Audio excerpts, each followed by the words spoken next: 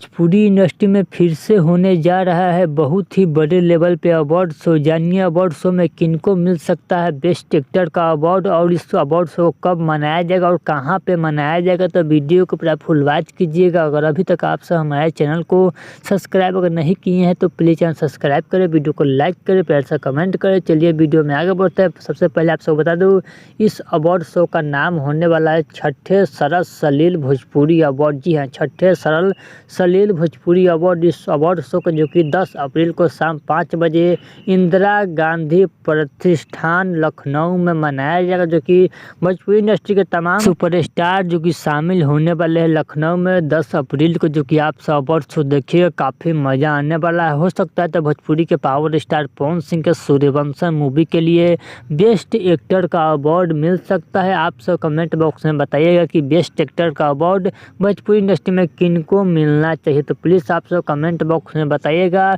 और इस award show को 10 अप्रैल को शाम 5 बजे भी आप सबके बीच रिलीज भी किया जाएगा। जो कि बड़े लेवल पे इस अवार्ड शो को मनाया जाएगा और इस अवार्ड शो को टीवी पर भी दिखाया जाएगा। तो चलिए, अगर आप सबको अवार्ड शो वाला वीडियो अच्छा लगा तो प्लीज़ सब्सक्राइब करें, वीडियो को लाइक करें, प्यार से कमेंट करें। चलिए मिलते हैं न्यू अपडेट के साथ। तो ओके बाय।